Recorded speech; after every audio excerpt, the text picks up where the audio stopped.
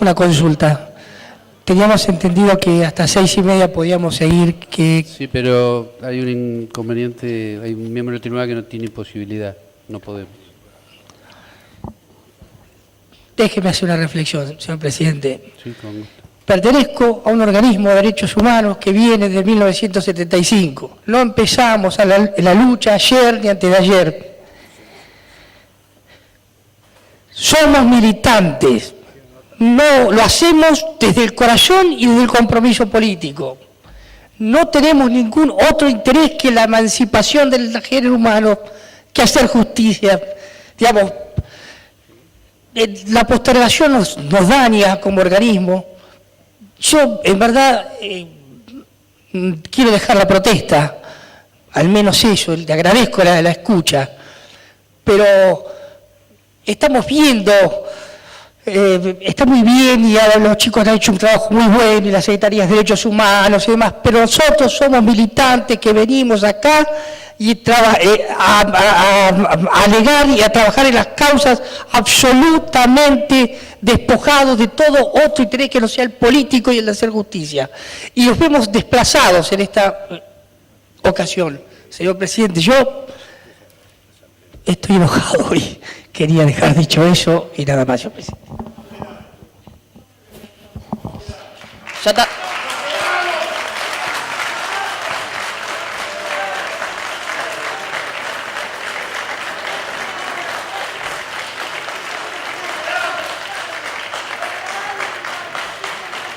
Yo solamente les quería hacer un pedido, por ahí, si se puede hacer un esfuerzo solamente para estar por lo menos un ratito, para que puedan comenzar a hacer el alegato, la querella que le falta alegar, que tuvimos una reunión esta semana y tratamos de coordinar todos para poder alegar, reducir los alegatos lo más cortos posibles. Nosotros habíamos calculado alegar 2 horas. La querella de la Secretaría de Derechos Humanos alegó lo más rápido posible, hicimos todos un esfuerzo para poder, entonces le estamos pidiendo por favor al tribunal a ver si puede hacer un esfuercito para poder terminar de alegar todas las querellas el día de la fecha, nada más. Doctor, desde luego valoramos todo el esfuerzo de todos ustedes. En rigor, el problema es mío en este caso porque hoy, por razones personales, no debiera ni estar acá, pero he decidido venir precisamente para no tener que evitar un día de audiencia. A mí me agarra con algunas complicaciones que hacen que necesariamente sea yo, ninguno de mis colegas es el que ha planteado la cuestión para irse y por eso habíamos tenido la idea de que ustedes traten de, en el día de la fecha, poder articular para que alegue antes el que, digamos, más necesidad lo tenía. ¿Usted cuánto tiempo, aunque sea para escucharlo usted, siguiendo el pedido de la doctora Bogliano, cuánto tiempo precisaría para alegar en el día de hoy?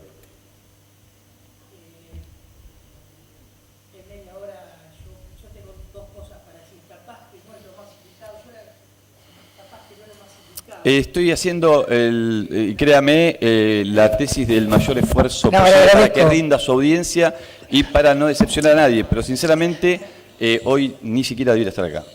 Yo le agradezco la honestidad de asumir, digamos, la responsabilidad. No es un problema de mis colegas que están totalmente dispuestos, como estamos todos los días que hay audiencia hasta cualquier hora, pero hoy es un problema que me toca a mí y por eso lo quiero dejar planteado, porque en definitiva ninguno, en todo caso, la bronca no sea contra mis colegas, sino conmigo, que es el que tiene el problema, así que por eso yo, si usted dice que tiene media hora, no tengo problema en escucharlo media hora.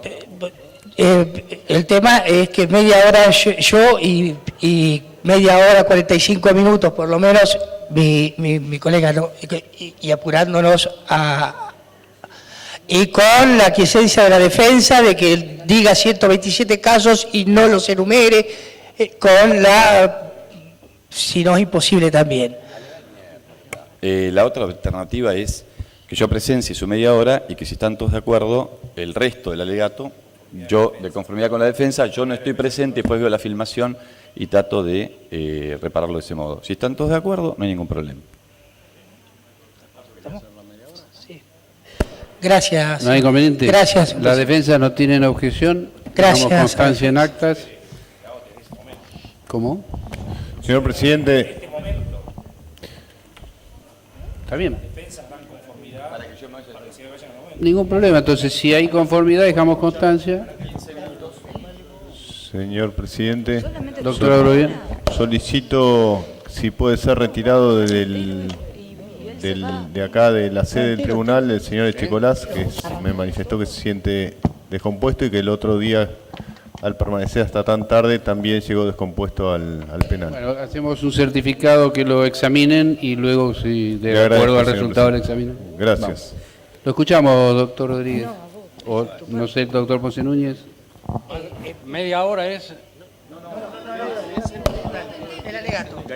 Bueno, listo. Señor presidente, colegas, público. Venimos a cumplir con la carga de alegar y exponer, referir méritos, servicios, actitudes y comportamientos para fundar una pretensión. Citamos leyes, jurisprudencias, casos, razones, cualquier argumento en pro de la acusación, y esto surge de una definición de Alcalá, Zamora y Cabanera. Desde allí decimos que adherimos en cuanto a la relación fáctica a los dichos del fiscal y a las querellas que nos han precedido, en la medida que no haya contradicciones con la primera de ellas, o sea, la del fiscal. Y vamos a plantear una cuestión, una contradicción entre verdad y vida y mentira y muerte. Y esta contradicción es esencial, pues pretenderemos, a partir de ella, demostrar que la segunda de los términos que hemos usado es el camino que han encontrado los imputados a fin de la realización de los delitos por los cuales los imputaremos, infraccionando deberes, pretéritos y concomitantes al momento de la comisión de los mismos. Aquí en la provincia de Buenos Aires, en aquel periodo que venimos analizando, había un gobierno, él estaba encabezado por Ibérico Saint James, y desde él, quiero decir algunas palabras y las transcribo. Esperamos con paciencia que la solución a los problemas de la nación viniera por las vías institucionales de la República, que aquellas y quienes las conformaban devinieron incapaces de alcanzar aquellas soluciones. Por ello, y convocado por los camaradas de armas, asumimos el compromiso para con el país de alcanzarlas. Y esto fue dicho en el discurso del almuerzo de ideas por este gobernador que teníamos. Es decir, que el consumo de esos que lo acompañaban como camaradas, de los que lo acompañaban como civiles y funcionarios públicos, se transformaron en catol el censor y desde allí resolvieron cuándo y cuál era el momento para ocupar el gobierno de la República, violando absolutamente todas y cada una de las leyes que estaban en vigencia. Por eso la contradicción entre verdad y vida y mentira y muerte que ya iremos desarrollando. Al igual que lo hicimos en Circuito Camps, había normas vigentes constitutivas de deberes pretéritas al momento de la asunción del gobierno militar. En materia internacional, la Carta de las Naciones Unidas, la Declaración Americana de los Derechos y Deberes del Hombre, la Declaración Universal de Derechos del Hombre, la Convención y la Prevención de la Sanción del Genocidio, el Convenio relativo al trato de prisioneros, las reglas mínimas para el tratamiento de los reclusos. Hay muchísimas más, pero las paso por alto. En la legislación nacional, la Constitución Nacional, en su preámbulo, artículo 2, 22, 23, 28, 29, 31, 33, 67 incisos 21, 23 y 24 y artículo 86. De estos quiero resaltar sustancialmente 2, 28, 29 y el 67 que acabo de mencionar. La ley 14.029, el Código de Justicia Militar. La ley 19.101, que era el decreto y su decreto reglamentario, que era la ley que regulaba las Fuerzas Armadas, específicamente sus artículos 7 y 8. La ley 20.549 de prescindibilidad, la ley 26.42 y muchísimas otras que voy a pasar por alto, salvo la 28.40, que es sancionada en el 74 y que se establecen penalidades diversas para la denominada actividad subversiva.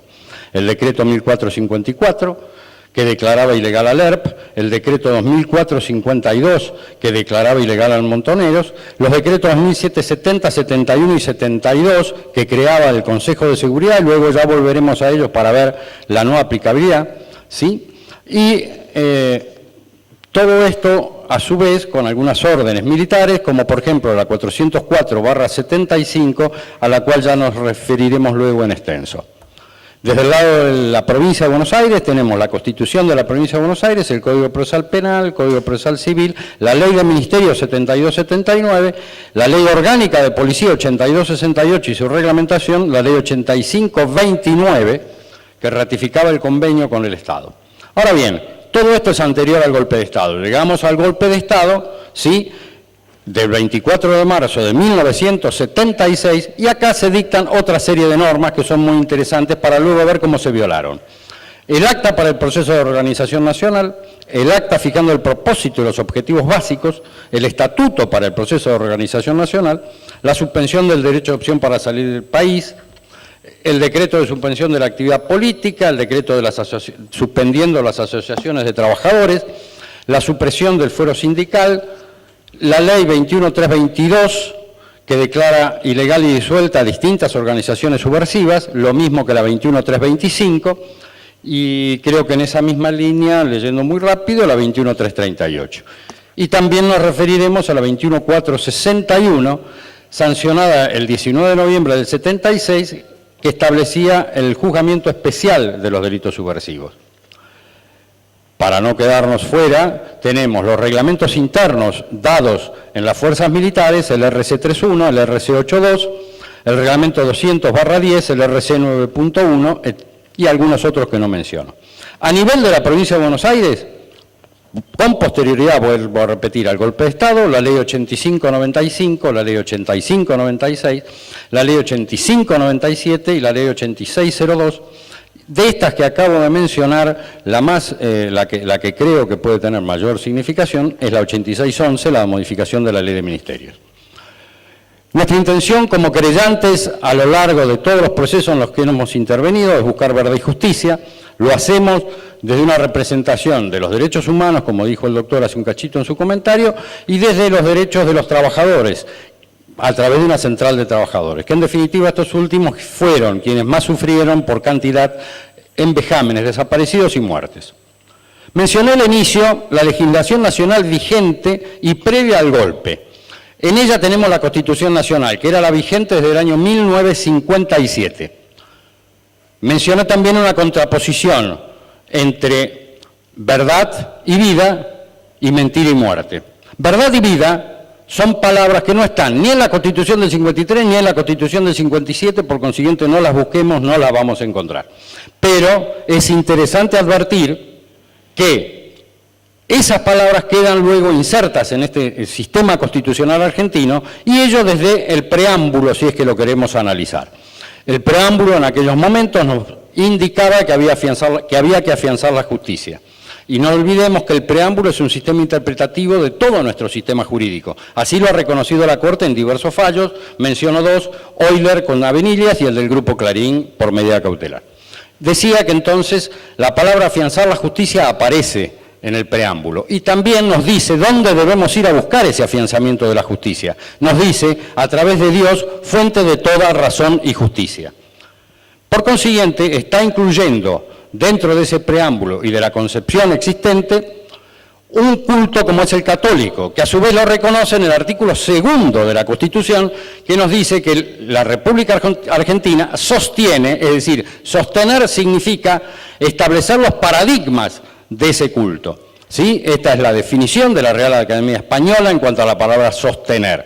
Sostiene los paradigmas de ese culto. Si vamos a ese culto, no nos olvidemos, sencillo recurso, tomemos los 10 mandamientos y allí encontramos no matar, no mentir, no cometer actos impropios, no hurtar, entre otros. Si este recurso no nos parece válido, para entender los deberes y obligaciones que tenían los imputados que hoy estamos juzgando, vayamos al 33 de la Constitución Nacional, que nos dice que se reconocen todos los derechos íncitos. Si se reconoce el derecho al trabajo, se reconoce el derecho a la jubilación, se reconoce el derecho a votar, solamente lo pueden tener las personas que están vivas. Por consiguiente, la vida está íncita en el 33. Y con relación a la verdad o la mentira, si se reconoce que el pueblo, a través de su voluntad expresa, a través de los medios electorales, debe elegir y proclamar sus representantes, y sus representantes dictar leyes que los regulen, la mentira no cabe en ninguno de los dos paradigmas, sería contradictorio. Pero si con eso no alcanzase, si con todo esto que hemos dicho no alcanzase, con las normas que se daban en su momento, aquellos que asolaron el 24 de marzo, los podemos ver muy sencillamente. En los objetivos básicos, en el punto 2.3, nos dice vigencia de los valores de la moral cristiana. En el punto 2.4, vigencia plena del orden jurídico social. En los principios políticos, decía, el principal sostén de la vida social es la práctica de la justicia, que manda dar a cada uno lo suyo y no dañar al otro. Parece que de esto último nos hemos equivocado. Y en la proclama, dada en esa fecha, la observancia plena de los principios éticos y morales, de la justicia, de la realización integral del hombre, del respeto a sus derechos y dignidad. Todas palabras contenidas en aquellos documentos que firmaban quienes asolaron luego el país. ¿Sí? ¿Por qué? Porque constituían la base espuria a través de la mentira. Si con todo esto aún que entendiéramos que no alcanzase, deberá recordarse además las sanciones dentro de nuestro Código Penal ya vigentes en aquel momento que sancionaban el homicidio y las lesiones, con lo cual se respetaba la vida. O el capítulo concerniente a los delitos contra la administración pública, en cuanto a la violación de los deberes de funcionario público o abuso de autoridad, con lo cual se reprimía la mentira. O quizás remitirnos a la ley vigente en aquel momento, la 19.549, la Ley de Procedimiento Administrativo, que decía que en todo trámite o cualquier actitud que tuviera que realizarse desde la administración pública debía buscarse la verdad jurídica objetiva.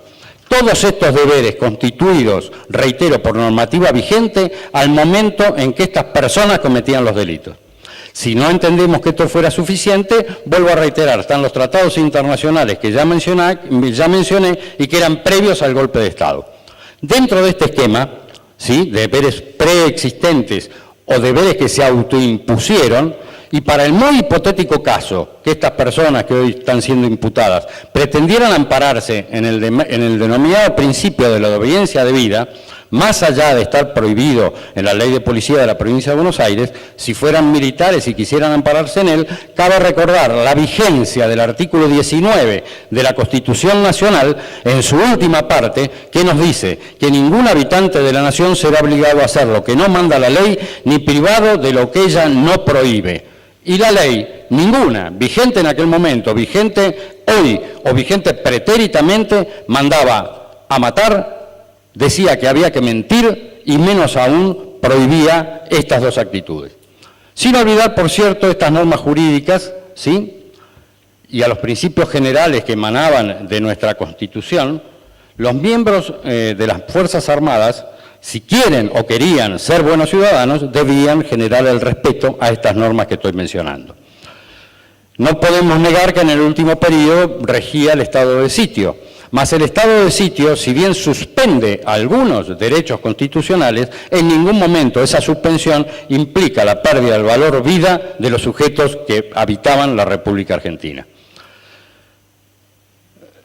Otra cosa que tenemos que tener en cuenta, porque nos va a servir a futuro, recién mencionamos una serie de decretos, 1770, 71 y 72, que durante el gobierno constitucional en el año 75 otorga la facultad a las Fuerzas Armadas para combatir a la subversión. Lo más interesante es que cuando se rompe el gobierno, en el 24 de marzo de 1976, la razón que invocan las Fuerzas Armadas para ese rompimiento es la ineficacia que se había tenido en la lucha contra ese aparato subversivo.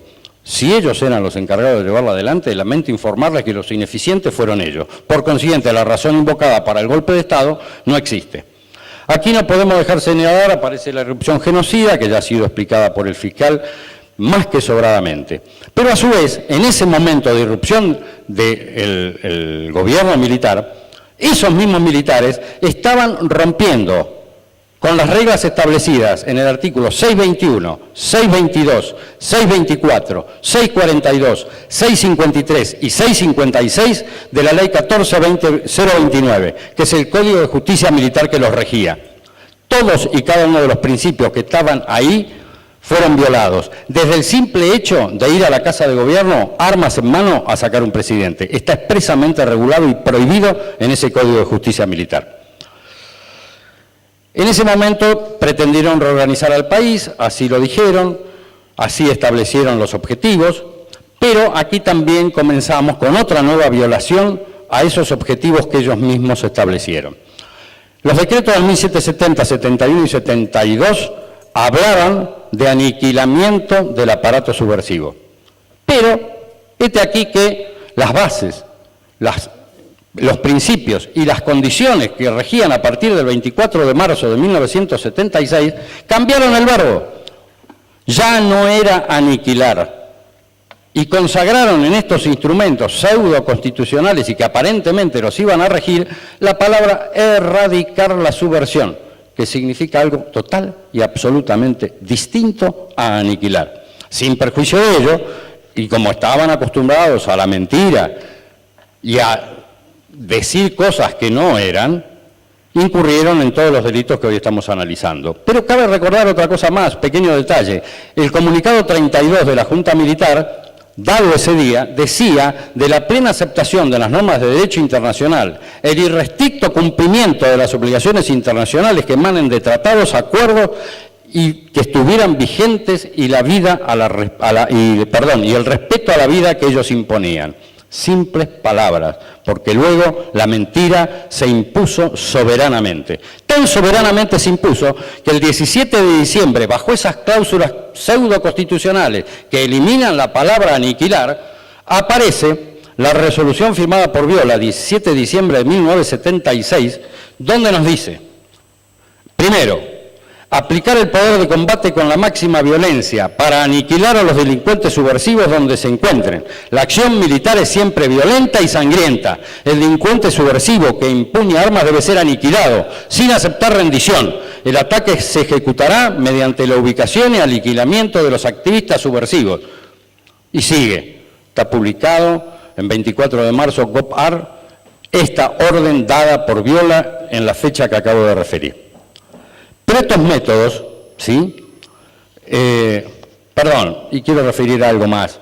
En ese momento, al que nos estamos refiriendo, las normas interpretativas desde el punto de vista jurídico en nuestro país no variaron. ¿Qué significa esto? Que seguía rigiendo ese bendito estatuto, si ellos lo quieren tomar, la Constitución, que es lo que nosotros creemos que seguía existiendo, y las constituciones provinciales. Pero no solamente nosotros decimos que seguían existiendo. En el Estatuto de Reorganización Nacional, artículo 14, dice que seguirán rigiendo la Constitución Nacional y las constituciones provinciales en la medida que no se opongan a lo establecido en el presente Estatuto. Ergo, la Constitución seguía vigente.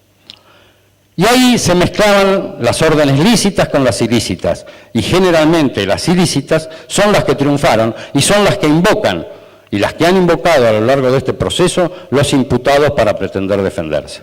Pero vamos a hacer otra mención. Hemos mencionado esos decretos y podemos mencionar muchos otros y muchas órdenes internas que se daban. Pero aquel decreto, y otro detalle, 2770, 71... y 72, creó un Consejo de Seguridad Nacional, ¿sí? Un organismo administrativo denominado Consejo de Seguridad Nacional, del cual dependían las Fuerzas Armadas. Bien, a partir de marzo de 1976, ya que ellos hablan de esa vigencia de esos decretos, este Consejo de Seguridad Nacional no existió más, no se reunió nunca. No hay un solo decreto, una sola resolución, una sola disposición que tenga que ver con el Consejo de Seguridad Nacional a partir de marzo de 1976. Con lo cual, muy sencillo es decir que esto estaba derogado. Y esa derogación hace también a la legislación provincial de adherencia a aquella norma. Pero hay más. Las reglamentaciones internas a las cuales hemos hecho referencia y que los reglamentos internos RC1, RC200, RC95.1, ¿sí?, que eran todas reglamentaciones del Ejército, se dan de bruces y se contraponen abiertamente, total y absolutamente, con el artículo 63, vigente en aquel momento, incisos 21, 23 y 24 de la Constitución Nacional. ¿Por qué?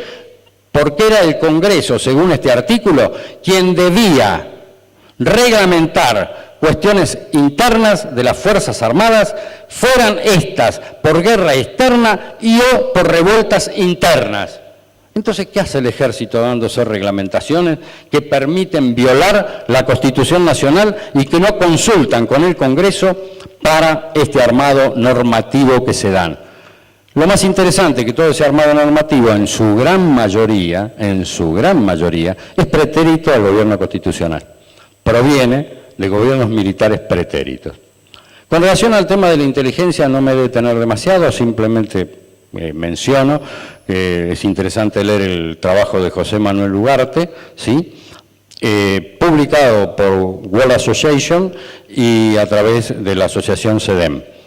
y ahí vamos a encontrar cuál era la real tarea de inteligencia que se debía cumplir y cuál era la que cumplían en ese momento los funcionarios que estaban a cargo del Estado. La creación de la CIDE, ¿sí?, fue durante el gobierno constitucional de Perón en el año 56. En el año 66 se dictó la Ley de Defensa Nacional, que colocó al sistema de defensa argentino bajo las doctrinas de seguridad continental y fronteras ideológicas. Pero lo interesante, no voy a entrar en esta discusión teórica, simplemente decir que la inteligencia argentina excedió completamente todas sus facultades. ¿Y cómo es que se excedió completamente todas estas facultades? Por una sencilla razón. Se encontraba vigente al momento que estamos analizando la ley 19373. Era la ley del personal de inteligencia de la Argentina y que establecía derechos y deberes para el personal civil y militar que formara parte de la misma. Y es interesante el artículo 6º, en la parte que a nosotros nos interesa, cuando dice que se debería el respeto a las instituciones fundamentales de la nación argentina. Respeto que, por cierto, no fue luego la conducta que llevaron y desplegaron a cabo ninguna de las personas. Estas normas y la totalidad de la norma que acabo de mencionar, y la salpimiento con esta otra, que es la 20.195, donde expresamente para la CIDE, en su artículo 6º, dice que no realizará tareas de represión ni policiales, que es justamente todo lo contrario a lo acontecido. Ninguna norma de estas que acabo de mencionar permitía que el personal de inteligencia fuera guardián, fuera interrogador, o cualquiera de las otras cuestiones que se han descubierto a lo largo del presente proceso cometidas por las personas imputadas y que están sentadas aquí al lado nuestro. Esta realidad nos ha superado y tenemos, por consiguiente, adecuadamente probado en cada una de las personas que están imputadas, la violación a todos y cada uno de los deberes exigidos por la ley y que estaban vigentes en su momento en la nación argentina y ya veremos después también en la provincia de Buenos Aires.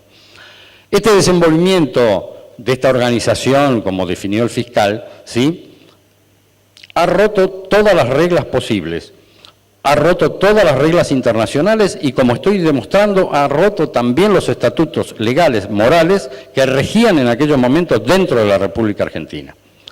Por consiguiente, la responsabilidad ha de mensurarse en el contexto de una organización criminal cuyo propósito era la violación sistemática de los deberes impuestos por la ley para cometer actos ilícitos consistentes en la eliminación genocida de un grupo que se oponía a la reorganización nacional.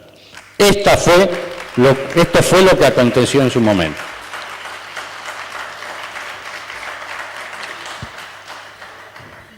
Sin duda que existía el Poder Judicial, yo no lo niego, por cierto, existía. Pero ese Poder Judicial, desgraciadamente, permitió, por ejemplo, la vigencia de la Ley 21.460, que eliminaba la presunción de inocencia, o el hecho de, a través de decretos, que ya mencioné, a ser juzgado por tribunales especiales, violándose el artículo 18 de la Constitución Nacional. Tampoco se cumplió el artículo 18 del Tratado Internacional de Derechos Humanos, que decía que tenía que tener un plazo razonable el juzgamiento. Y así podríamos seguir mencionando violaciones cometidas en base al organismo denominado Poder Judicial y que regía en esos momentos en el país. Pero sin duda también cometieron algunos aciertos, hubo algunas excepciones a esta conducta.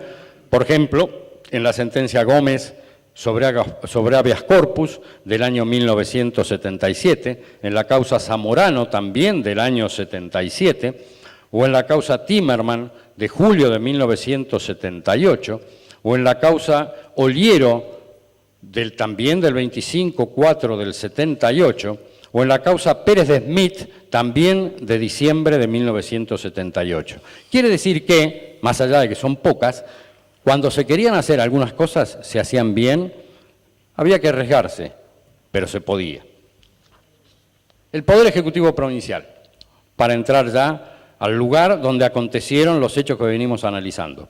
El 24 de marzo de 1976 también se nomina un gobernador, ingresa a la provincia de Buenos Aires, ya lo nombré al principio, pero la primera cuestión que nos hace diferenciar a este gobierno provincial del nacional es que no hay ninguna norma superior a la Constitución de la provincia. No se dicta ninguna base, ningún estatuto, absolutamente nada. Quiere decir que en la provincia de Buenos Aires, y conforme al Estatuto de Reorganización Nacional, artículo 14, seguía rigiendo la Constitución de nuestra provincia. Ahora, si seguía rigiendo la Constitución de nuestra provincia, cosa que afirmamos y sostenemos, ¿dónde estaba el artículo 9 del principio de libertad? ¿Dónde estaba el artículo 13 de la no detención sin semiplena prueba? El 14 que habilitaba judicialmente órdenes de requisa, el 16 sobre la notificación de la causa de detención, el 17 sobre comparecer ante el juez por parte de los detenidos, el 21 que no puede haber allanamiento sin orden escrita, el 25 de no declarar contra sí mismo, o el 44 que nos dice que cualquier acto que se cometiera en contraposición a las normas que acabo de mencionar es nulo de nulidad absoluta. Todo eso no aconteció. Y en esa época teníamos que uno de los hoy imputados, el ministro de Gobierno, señor Smart, ¿sí?, tenía como deber por la ley 79, artículo 15, inciso primero, el asegurar los derechos y el cumplimiento de las garantías establecidas en la Constitución para los habitantes de la provincia. Pues bien, conforme hemos escuchado a todos los testigos que han declarado en esta causa, ninguna de esas garantías se cumplió. Eso habilitaba la comisión de los ilícitos. Todas las cuestiones fueron realizadas con total impunidad y sin ningún tipo de inconveniente. Entre otras de las funciones que me había olvidado que tenía también el ministro de Gobierno era el control del registro provincial de las personas, lugar donde se asentaron muertes como NN sin ningún tipo de problema, y nacimientos a favor de personas que no eran los verdaderos padres también sin ningún tipo de inconveniente. También tenemos otras leyes que vamos a ir mencionando, ¿sí?, muy rápidamente, pero bueno, no importa, ¿sí?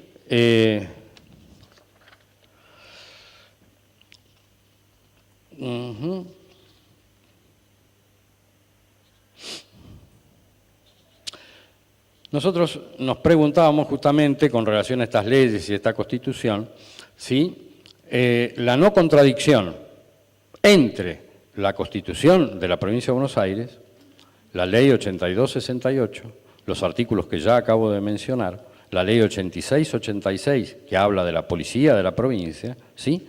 Todas estas leyes no tenían ningún tipo de contraposición con el Estatuto. Y con relación a la Ley de la Policía y su decreto reglamentario, es muy interesante el artículo 13 de este último, ¿sí?, que dice, para el caso de órdenes impropias, ilegales, el agente no ejecutará la misma y deberá remitirse en consulta a la autoridad superior. No encontré ninguno de los policías aquí presentes que haya adoptado ese criterio. Si esto fuera poco, estaba vigente en nuestro país, por convenio firmado en el año 55 y 57, el reglamento para el tratamiento de los reclusos. Y voy a nombrar solamente una norma de ese reglamento, el 7.1. En todo sitio donde haya personas detenidas se deberá llevar al día un registro empastado y foliado que indique cada detenido, su identidad, los motivos de detención, la autoridad competente, el día y la hora de su ingreso, y ninguna persona podrá ser admitida en un establecimiento sin una orden válida de detención, cuyos detalles deberán ser obligatoriamente insertos en el registro mencionado. ¿Me dicen dónde está el registro de la cacha, por favor, que no se ha podido encontrar? Por mencionar solamente uno, pues en los centros clandestinos de detención, que también hemos analizado en otros procesos dentro de este mismo tribunal, tampoco existía ninguno de esos registros. Por consiguiente, estaban violando expresamente también el propio Estatuto de Reorganización Nacional, artículo 14, cuando violaban la Constitución con términos tan claros y los tratados internacionales que estoy mencionando.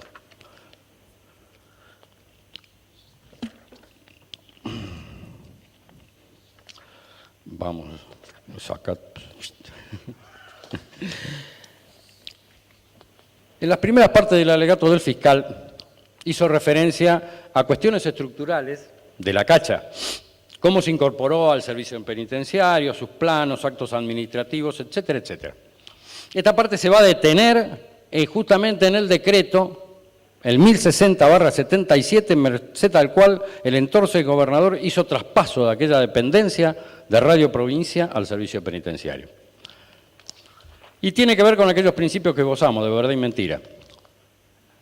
Esa norma que acabo de mencionar es una mera pseudo norma jurídica, pues menciona entre las cuestiones que le dan basamento técnico-jurídico el artículo 47, inciso A, de la Ley 7764, que es la Ley de Contaduría General de la Provincia. Ahora hay que leerlo al artículo, porque si no, con mencionar un artículo parece que todo vale. Dice: los bienes muebles y semovientes deberán destinarse al uso o consumo para que fueron adquiridos. Toda transferencia posterior deberá formalizarse mediante acto administrativo correspondiente, siendo requisito indispensable que el organismo al cual se transfiera cuente con crédito disponible en el presupuesto para ser afectado por el valor de los bienes que recibe. El Poder Ejecutivo podrá dejar de lado esta norma que acabo de mencionar en los siguientes casos. A, que es el que menciona el decreto. Cuando por proceso de racionalización, fusión o supresión de oficinas o dependencias sea conveniente dar destino distinto a bienes de existencia o su venta resulte antieconómica. Yo me pregunto, ¿dónde estaba la racionalización o la fusión o la supresión de las oficinas que habilitaban este traspaso? ¿Cuál fue la razón fundante de ese traspaso? Ninguna, porque no está ni siquiera mencionado. Y el servicio penitenciario, que sepamos, no utilizó esa dependencia como radio. El inciso B, por las dudas, por si se hubieran equivocado. Cuando así lo justifique con razones fundadas la labor accidental o extraordinaria, en cuyo caso podrá asignar bienes en préstamo. Tampoco, porque vuelvo al mismo fundamento. Ahí no se instaló una radio, así que préstamo no podía ir. Cuando el monto de los bienes a transferir no excede el límite establecido en el inciso segundo del artículo 26, tampoco, porque en el decreto no se menciona monto alguno, por consiguiente nada que ver. Y por último, cuando de la aplicación de la misma resulta un evidente perjuicio a los intereses provinciales o se planteen dificultades presupuestarias insalvables, menos aún, ya que debían seguir mintiendo en el informe especial que debía conformarse para el cambio de labor presupuestaria. De esta lectura es fácil concluir que esa norma no tiene fundamento alguno. Es nula de nulidad absoluta. Ninguna de las razones permiten el traspaso. El bien quedaba en cabeza del servicio y es el que decide la función en el destino. El tema es que mienten en este decreto por una sencilla razón. Porque no pueden decir en un decreto, vamos a establecer un centro clandestino de detención en tal lugar. Pero hay más. El decreto menciona también que se fundamenta en el decreto reglamentario, artículo 4, incisos A y B. El decreto reglamentario es el 3300. ¿Saben una cosa? Vayan a la ley, búsquenlo, artículo 4, ¿saben qué dice? Sin reglamentar. No sé dónde están los incisos A y B, desconozco. Por consiguiente, la mentira ya es gigantesca. No solamente mentían en cuanto a los fines que podía o no podía tener el traspaso, sino que nos mienten en cuanto a la ley que aplican. Hablan de un decreto reglamentario que está sin reglamentar. El artículo 4 está sin reglamentar. Bueno, estas son todas cuestiones que hacen a la mentira que nosotros invocábamos en un inicio. ¿Sí? Y podríamos seguir mencionando cosas, ¿sí? Pero evidentemente todas estas mentiras y la intencionalidad del gobierno que subió en ese momento fue una intencionalidad genocida y absolutamente genocida. Y en ese sentido nos remitimos en cuanto a la fundamentación a lo expresado por el señor fiscal. Simplemente quiero referir que existieron dos grupos perfectamente consolidados, ya que, como las palabras de Saint-Jean dicen, fue previo al golpe de Estado que ellos estaban esperando y como no llegaba lo que ellos esperaban, entre comillas, se juntaron y tomaron la decisión de armado del grupo. Ese grupo asoló el país, violó todas las normas, inclusive las propias, y tuvo una intencionalidad genocida. ¿Cuál fue? Eliminar, violando esas normas que impedían aniquilar al otro grupo, que era el grupo que ellos consideraban subversivo. ¿Sí? Y ahí tenemos consolidada la cuestión del genocidio. La prueba que se ha rendido en autos, bueno, ya todos la han dicho, los testimonios son simplemente una iteración de cuestiones sucedidas y que cada uno ha narrado desde sí, como ha podido y como le ha salido, y el armado consustancial de ese testimonio, conforme a las reglas de la sana crítica y la experiencia, es lo que ha de lograr que sean tomados al fin de alcanzar la sentencia. ¿Sí?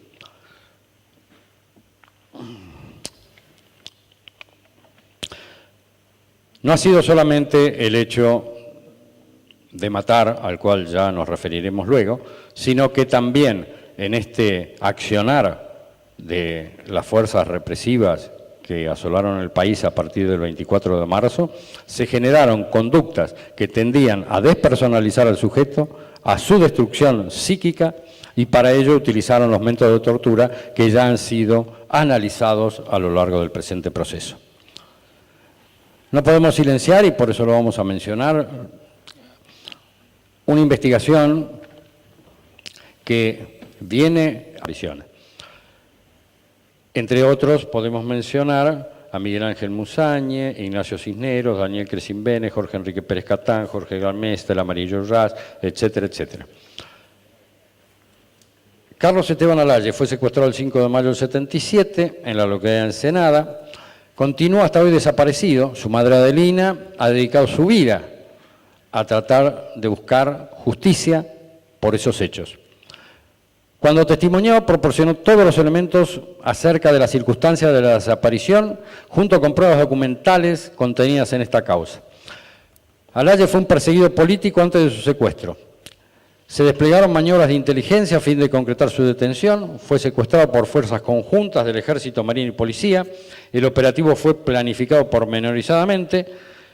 En el momento de su secuestro fue herido gravemente, trasladado a La Cacha. Allí fue reconocido su presencia por otros sobrevivientes. Entre ellos podemos mencionar a María Elvira Luis y José Luis Cavalieri. Uno de los testimonios asevera que fue sometido a torturas después del 5 de mayo del 77, se ignora hasta el momento su destino, por lo que se encuentra formalmente desaparecido. Sobre el operativo, tenemos la declaración del doctor Carlos Platz, que fue elemento presencial del hecho. Adelina Alaye, aún con imágenes fotográficas, después del secuestro, estuvo en la vivienda de su hijo, fue destrozado y saqueado sus bienes. Ella, su hija y su nuero fueron perseguidas políticas, estas últimas debieron exiliarse. El testimonio de Adelina, además, proporciona al tribunal una pormenorizada investigación que en plena dictadura, y la continuó, sobre las víctimas de terrorismo de Estado para discernir sobre los enterramientos en el cementerio de La Plata. Esta investigación originó un pronunciamiento de la Corte Interamericana del año 1979. Esa persecución de la investigación realizada por Anelilla hasta la actualidad ha permitido develar otro aspecto del plan sistemático, que también compromete a las víctimas de La Cacha y explica cómo hasta hoy muchos continúan desaparecidos. La exposición de Alaye prueba que el plan, en el marco del proceso genocida, requirió completar aquel con la secuencia de la eliminación posterior cuando eran enterrados como NN. En el ámbito de la provincia de Buenos Aires, la morgue policial de La Plata montó un operativo planificado a tal fin. Y ahí la denuncia de Adelina, que sirve para correr el velo sobre esa situación. Se ponía o se decía como razón los supuestos enfrentamientos que se daban entre fuerzas de seguridad y militantes. Los policías médicos de la morgue, exprofeso y en forma sistemática, los anotaban señalándolo como sub, y a partir de ello las técnicas forenses se diferenciaban de los no perseguidos políticos, y se ha podido determinar que la operatoria para esos sub se efectuaba de esta manera: nunca autopsia, nunca las lesiones se describían, nunca se registraban las trayectorias en el número de disparos, nunca se describían lesiones conexas, nunca se les hacía exámenes forenses de laboratorio, nunca se describían los presuntos lugares del hecho ni cómo estaban los cuerpos. Se aceptaban las direcciones falsas y horas de muerte que proporcionaban los grupos de tarea y se enumeraban los cuerpos secuencialmente y se anotaban en listados numéricamente compartidos con las fuerzas represoras. Y finalmente, con vertiginosa velocidad, emitían los certificados de función con causas cliché, destrucción de masa encefálica, entre otros. Y así podíamos seguir mencionando situaciones.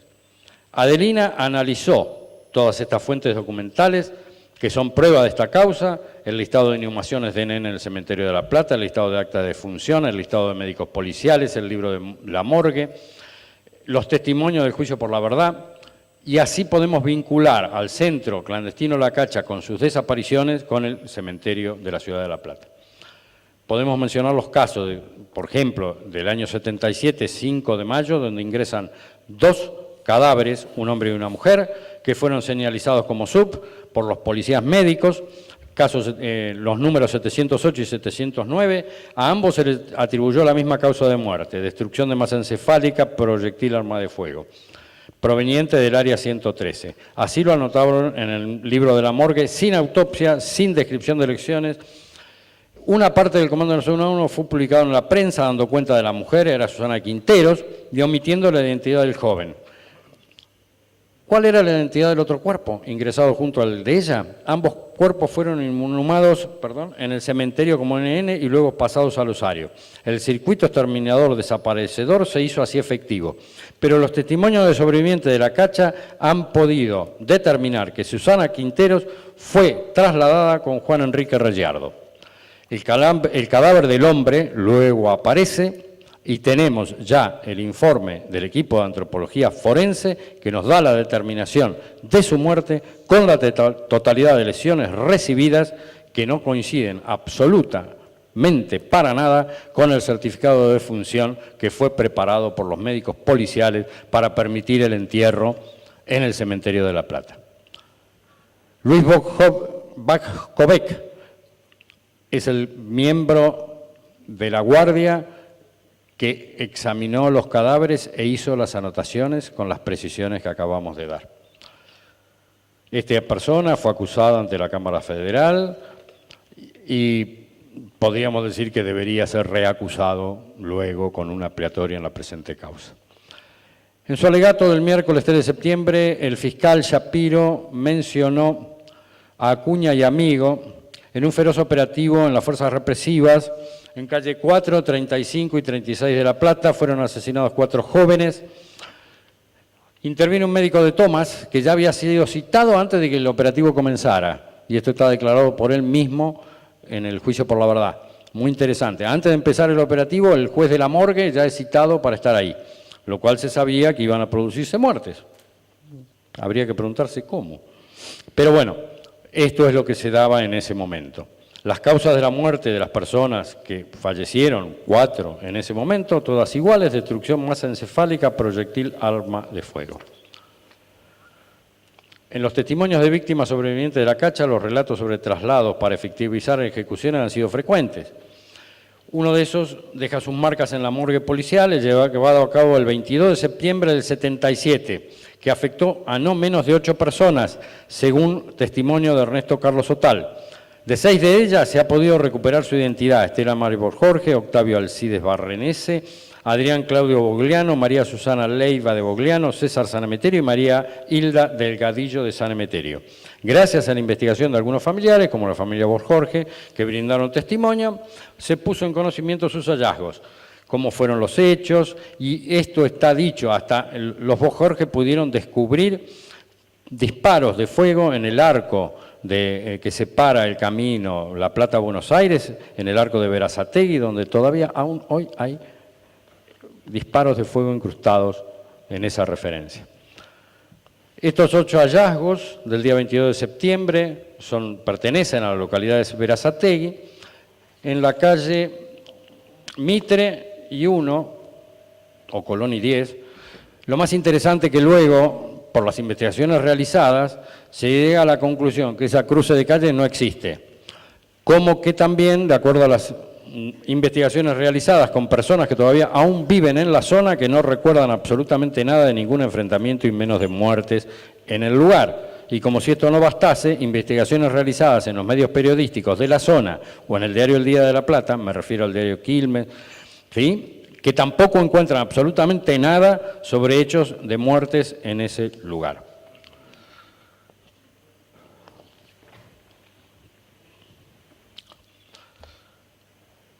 Evidentemente, todo esto hace a una alteración de pruebas con el propósito claro y concreto de evitar el encuentro de esos cadáveres por parte de los familiares.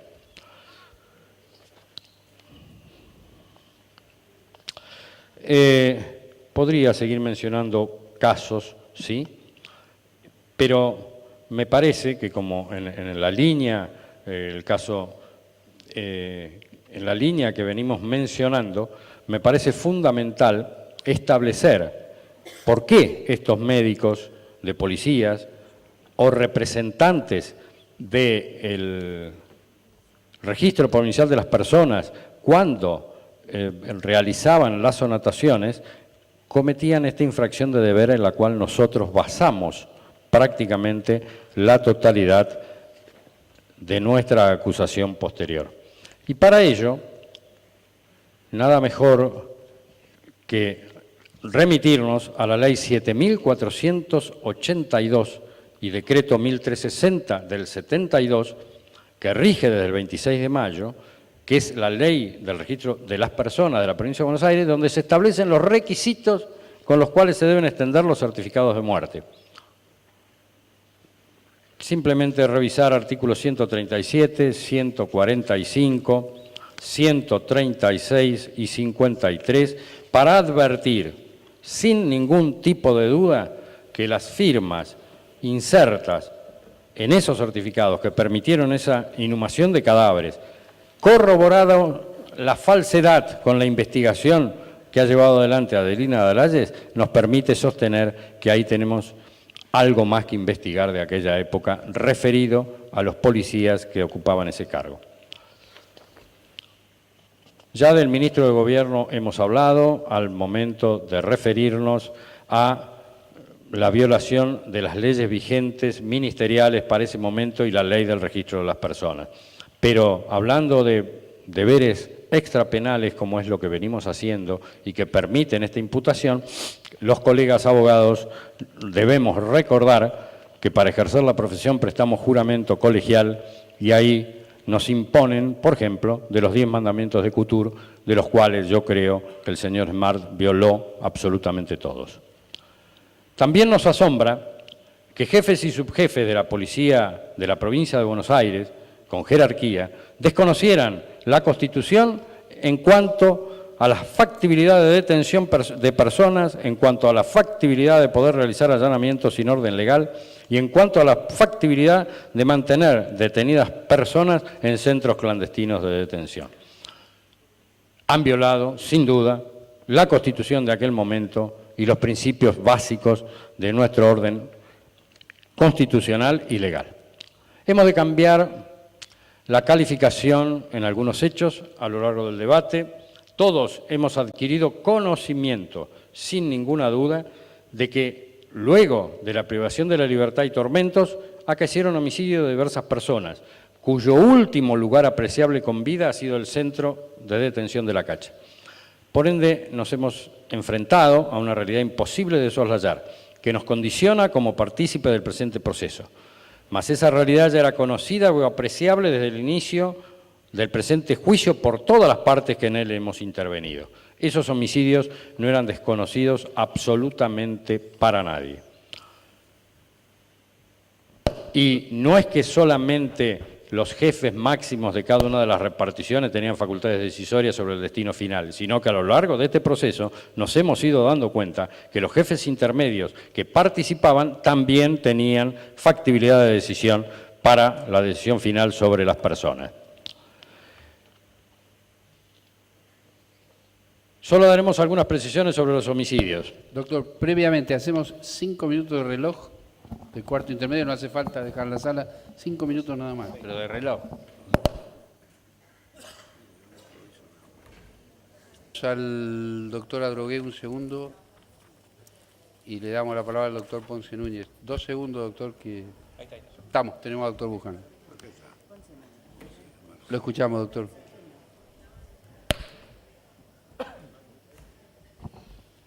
Bien, quiero, porque en el devenir así tan importante de la audiencia, con los casos que acabo de referir, investigados por la señora Dalle, voy a mencionar a las personas sobre las cuales luego el doctor Rodríguez peticionará concretamente la nueva instrucción de causa. Son ellos: Néstor de Tomás, Carlos Pía Crosa, Raúl Echeverri y Roberto Ciafardo como médicos de la morgue aquí en la ciudad de La Plata. Y a su vez, delegados del Registro Civil, los señores Alberto Mar García, Juan Carlos Chiusidi y Héctor Fernando Barrientos. Ambos, vuelvo a reiterar, por infracción de los deberes asignados a su cargo, que permitieron la comisión de ilícitos, y ya he mencionado la ley a la cual infringieron, que es la ley del Registro Provincial de las Personas. Sigo ahora sí con lo que venía hablando antes del cuarto intermedio. Estamos hablando del cambio de calificación para llegar al tema homicidios, como se verá al final. Esta parte, para sintetizar, como viene haciendo hasta ahora, ha de remitirse en cuanto a la cuestión probatoria de estos hechos de homicidios a el informe y las declaraciones producidas por el equipo argentino de antropología forense. Allí vamos a encontrar las condiciones reales de las muertes, contrarias, por cierto, en aquellos casos que existiera a los certificados de función existentes, y cuando son cuerpos que no tengan esa condición, la real condición de la muerte padecida por cada uno de ellos, con las lesiones recibidas y aproximación de la fecha en que fueron realizadas estas muertes, como asimismo por los testimonios brindados durante el proceso, que nos van a hablar de el traslado de 8 personas un día desde La Cacha y otros en otras oportunidades. Me estoy refiriendo concretamente a Yurdás Telamaris y Werber Carlos Alberto, a vos Jorge Estela Maris, a Bogliano Adrián Claudio, a Delgadillo María Hilda, a San Emeterio César, a Masochi Vaqué Pedro Luis, a Urquevier de Francese María Mercedes, a Regiardo Juan Enrique, a Quinteros de Morillo Susana Beatriz. Todos ellos, reitero, con los elementos probatorios que he mencionado e he identificado, se alcanza la factibilidad del hecho del homicidio. Y respecto a esta figura, estas personas detenidas en el centro clandestino de La Cacha, se plantea justamente a partir de estas pruebas que acabo de decir, un cambio de calificación legal. En este sentido, el relato de los hechos de los que fueron víctimas las personas que acabo de mencionar nos permiten incluirlos sin duda en el artículo 80, inciso 2 y 6 de nuestro Código Penal, y como elemento coayudante para este cambio invocamos la jurisprudencia dada por la Sala Segunda de la Cámara Federal de Casación Penal en la causa Acosta Jorge Eduardo, 15.496, la de la Corte Interamericana de Derechos Humanos en el caso Fermín Ramírez contra Guatemala, y estos fallos que hemos mencionado no solamente nos hablan de la no vulneración del principio de congruencia, sino que también nos dicen que no hay factor sorpresa cuando estos hechos, en cuanto hechos en sí mismos, ya estaban expuestos al momento de la elevación de estos autos a juicio. Tenemos adecuadamente probada la privación ilegal de la libertad de estas personas, su alojamiento en La Cacha, y desde allí, en algunos casos, el desconocimiento parcial de su paradero final. Desconocimiento parcial que se soluciona, reitero, con el informe realizado por el equipo de antropología forense en la gran mayoría de los casos. Por consiguiente, tenemos a todos estos casos adecuadamente probados, con el encuadre que acabo de mencionar, artículo 80, inciso segundo del Código Penal, y atribuimos responsabilidad por ellos a las siguientes personas: Anselmo Pedro Palavesati, Jorge Héctor Di Pasquale, Carlos María Romero Pavón, Gustavo Adolfo Casibio, Carlos del señor Hidalgo Garzón, Emilio Alberto Herrero Anzorena, Ricardo Armando Fernández, Roberto Armando Barmaceda, Héctor Raúl Acuña, Isaac Crespín Miranda, Jaime Lamón Smart, y por los homicidios de Pedro Luis Masochi Baqué y María de las Mercedes Urquedie de Francese a Miguel Ángel Amigo. Nos referiremos ahora a otro elemento, a otra situación fáctica adecuadamente probada al final de este proceso, que es el ocultamiento y retención de menores de 10 años.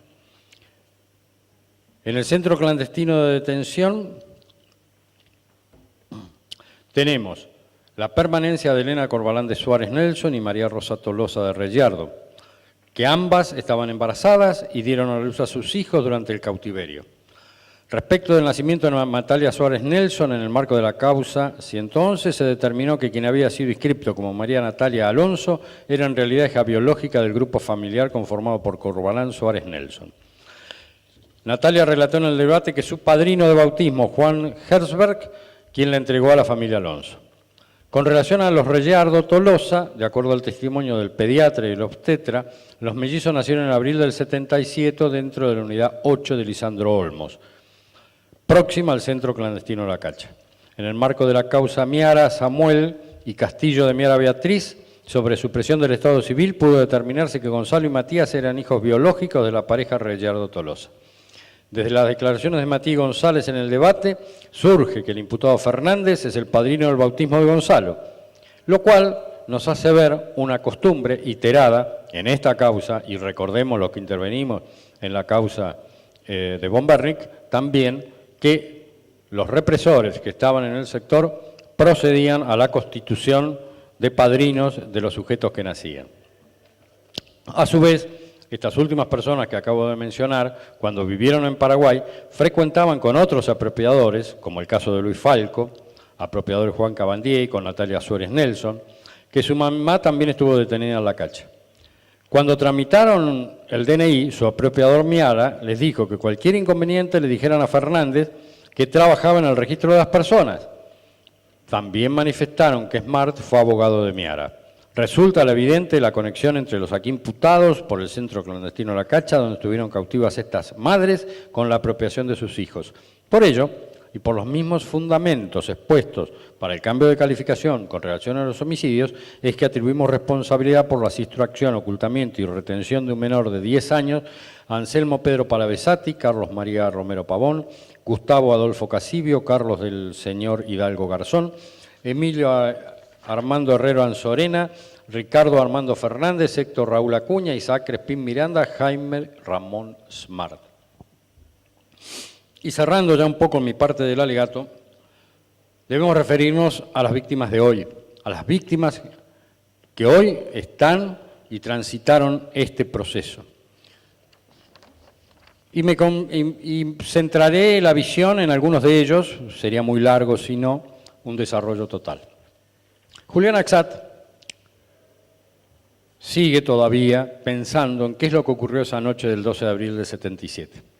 Le causó mucho daño, no solo por lo sucedido, sino porque estuvo y está sepultado bajo una montaña de verdades a medias, y lo que pudo saber ha sido en base a la transmisión familiar o a su búsqueda incesante, así como la de sus abuelos respecto de sus padres. Búsqueda de pistas por parte de Julián para saber quiénes eran sus padres de la declaración en este juicio del Saluna, víctima, pudo saber además de la solidaridad para con los compañeros en el centro clandestino. También surgió a las claras el compromiso férreo de los mismos para con la lucha de los trabajadores. Ambos, como dijo Julián, se proletarizaron para insertarse en dicha lucha.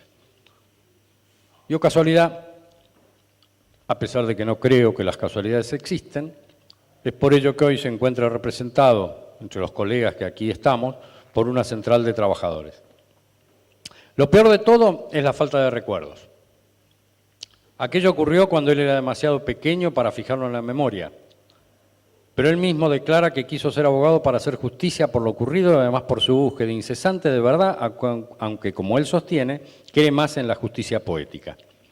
En la misma línea y en cada una de sus circunstancias particulares, debemos mencionar a Julia Pisa, Mariano y Alejandro Slutsky.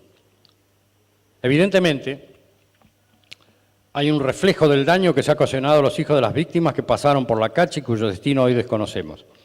La espera eterna de los padres, la incertidumbre acerca de su paradero, la reconstrucción a través de relatos de terceros de la historia, así como de la personalidad de los padres. Más como venimos encuadrando nuestro alegato desde el inicio, debemos hacer referencia a otro pasaje de aquella Sagrada Escritura, que nos habla de que por sus frutos los conoceréis. Y justamente acá quiero hacer una distinción entre imputados y víctimas. Los imputados, personas, todas ellas mayores de edad al momento de acaecimiento de los hechos, eran plenamente conscientes de los actos que realizaban, visionarios de su presente, pero también de su futuro, y en ese futuro, de los frutos que generaban a través de sus actos. No podían dejar de ver que dejaban a los niños sin sus padres y que este era un acto contrario a cualquier creencia o norma vigente en aquellos momentos. Que hacerlos desaparecer y pretender romper de esa manera vínculo padre-hijo traería malas consecuencias para los últimos. Que apropiarse de bebés o mostrarlos